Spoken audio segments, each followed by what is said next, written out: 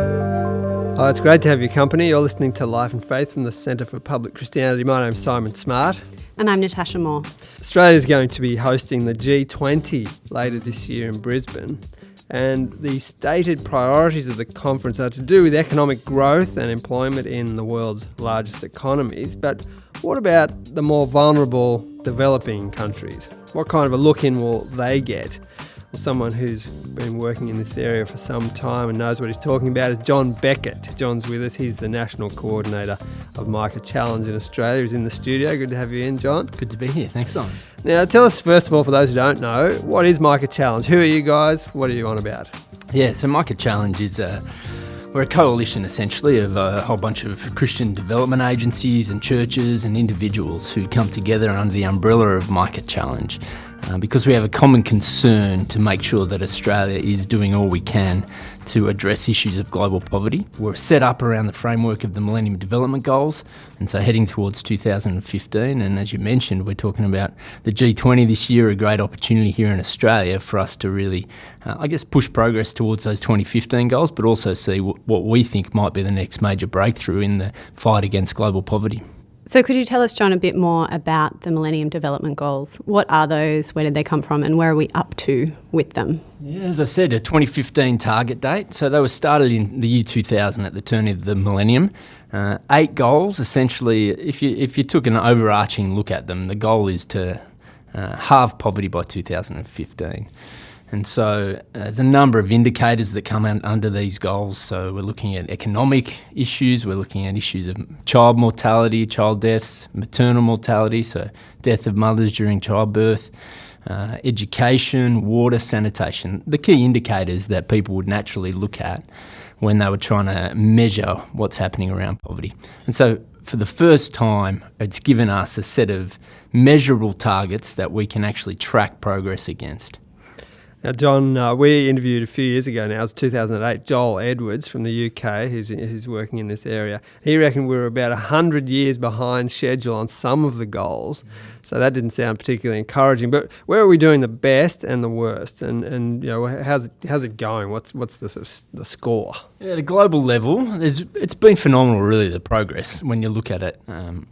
Overall, if you look at some of the things like the education targets, we now have more than 90% of kids getting a full primary education across the world. There's equality between boys and girls in that education as well, so that's something that's really exciting. We've got a target around water that's been met where we've increased by half the number of people who have access to a clean drinking water source. If you look at the child mortality goal, you've seen the number of children dying before their 5th birthday come down from 12 million to about 6 million now. And so this is phenomenal progress.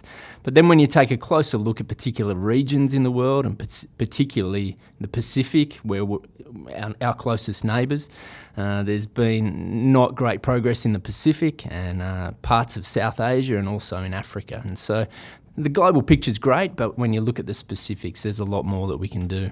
So quite a few pluses and minuses going on there.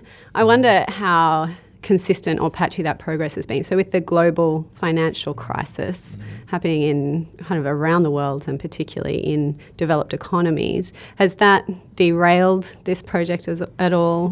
What kind of an impact has that had? Yeah, on some of the indicators we saw a slowing in progress. But in others, we've seen that consistent progress continue. And so economically, you've seen some parts of the world that have been hit hard by that. And certainly one of the issues that we campaign around is aid and the giving of rich nations to poorer nations. And certainly in Australia, that's one of the key focuses for us. And we've seen those contributions to aid drop off as a result of the global financial crisis as governments start to look inward and look at revenue problems within their nations. And so that's one of the main reasons why we brought this the focus onto this taxation issue to go side by side with the issue of aid. So as a friend of ours, Derajay Alamiyahu, was an African guy, was just in town a few weeks ago, and he used a great example. He said, look, at the moment we get $1 in from from rich countries into Africa. But the World Bank has said that for every dollar that flows in, $3 flows out. And so if you do the basic maths, 1 minus 3 is minus 2. How can we develop our nations and our economies if we're going backwards?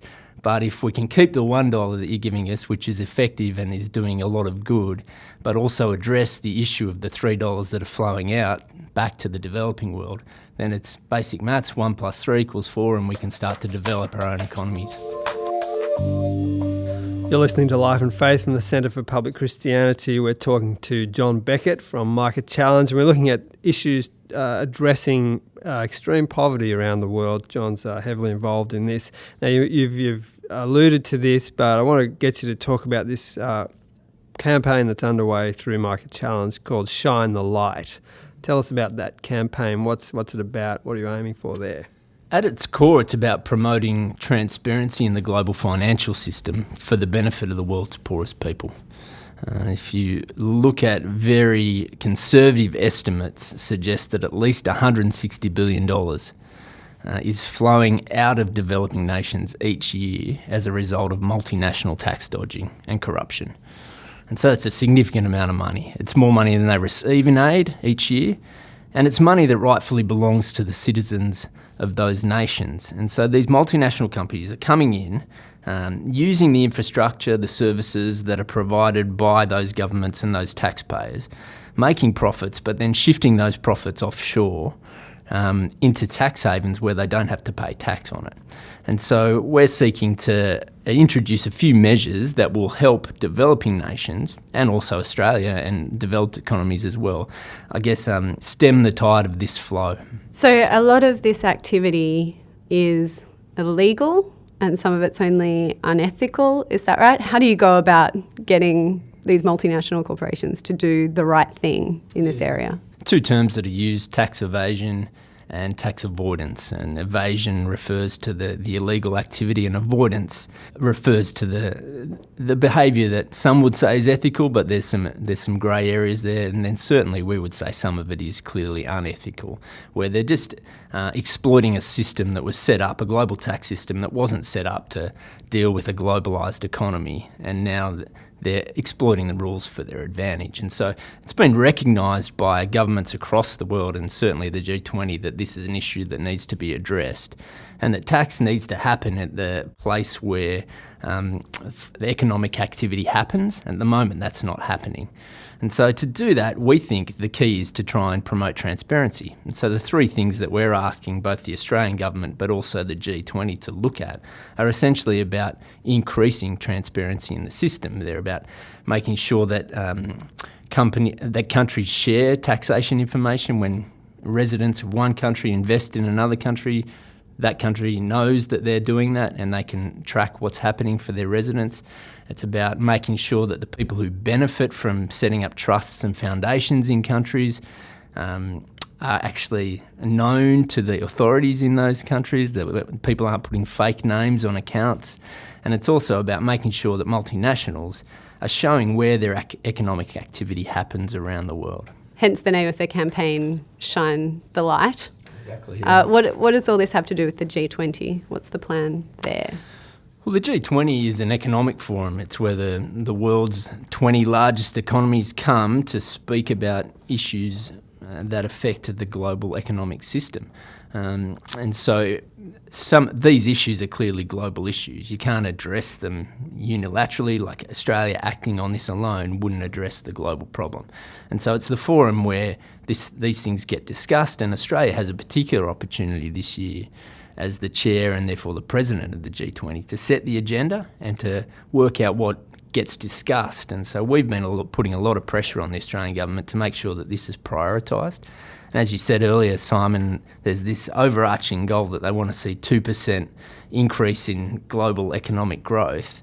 But look, if that happens and the benefits of that aren't shared to developing nations who don't have a seat at this table, then you're just increasing inequality in the global system. What sort of response are you getting? Are you confident that this will be taken seriously by the nations represented? And then I guess further down the track, do these big companies, do they come to the party, do you reckon, or is it going to be pretty hard work? It's a mixed bag, I think. We've certainly got the Australian government, the Treasurer, Joe Hockey, and the Prime Minister have both mentioned that this will be on the agenda and will be a priority. But then there seems to be a lag between what they're saying and the action that they're taking domestically to address these issues. We know that multinational companies are lobbying against this. Some think that it's a great idea. Some of the big mining companies, for instance, are already doing some of these things. And so the argument that they have and we have is also about levelling the playing field for business. We're not anti-business in any way. This is good for business. If investors know what's happening in particular companies, then it instills confidence in the investor community. It's also good for small business because at the moment they can't move their profits offshore in the way that big multinationals can. And so levelling the playing field is good for Australian business and particularly good for the poor as well. So we're certainly hoping that they will come to the party and that there'll be some concrete action at the G20 as well. So to get a bit more personal, John, what's led you to be involved in this work? What's your story? Look, I guess at an early age, as I said, Micah Challenge is a coalition of Christians, so we're a faith-based coalition, and what drives us is the fact that we follow Jesus. And one of the things that, as we look at our Christian faith, is that we're basically called to embody our faith in the world. And so for a Christian, where there is injustice, we're called to live in a way that meets that injustice with justice. Where there is brokenness, we're called to bring wholeness. Where there is darkness, we're called to shine light and to shed light. And so where we look at the world and we see this fundamental brokenness and darkness that means that some people are marginalised and oppressed, then I think, in terms of my life and certainly for all of those that are involved in Micah Challenge, it means that we seek to live in a way that deals with that corruption, with that brokenness. And so it's not just about in the head, in the clouds, it's about actual action. And I guess that's predominantly what drives me. And I have a passion to see people who are suffering in this world through no fault of their own restored to a place of wholeness so that they can flourish in life in the same way that we get opportunity to do that here in a place like Australia. In this work, and you have been for a while now, is it hard not to get a bit ground down or even cynical about it? Or has some of the gains that you've seen, is that enough to kind of keep you going each morning and getting up out of bed and excited? Yeah, it certainly takes courage and perseverance, I think. I'm by nature a bit of an optimist. I have a lot of hope for the world. A lot of that's based in my faith, but I certainly see a lot of good things and a lot of goodness in the world as well. So we've seen some, as I said, it's some amazing progress over the years. But yeah, there are times when you can't influence a decision that, say, government makes or something that's happening on the kind of political level across the world, and you feel like, oh, what are we doing? But at that times, the stuff that I talked about, where we're seeking to really live a particular way. So this is not just about a problem that needs to be solved, and if it's not effective, then we give up. It's about living a particular way. And when you embody that kind of way of life, then you step into the world each day and you see the problems and you try to find solutions, and it's not about plotting, but it's about living as effectively as you can in response to those problems in the world. What can we be doing in the face of the vast need that's out there and the complexity of the issues? What are things that just ordinary Australians can get involved with and do?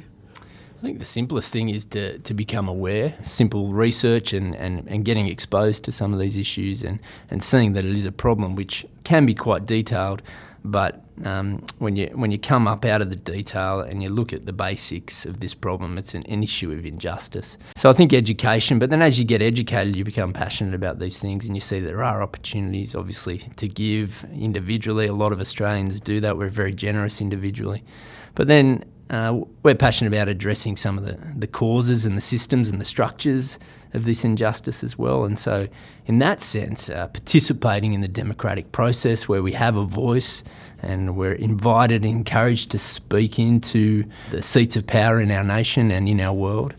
This G20 is a classic example of where we have opportunity to do that this year and to influence an agenda and to potentially make a significant difference for not just individuals or communities, but for potentially tens of millions of people around the world. It's good to see your passion for this, John, and good luck as we approach the G20 later in the year. Thanks for coming in. Great to talk to you.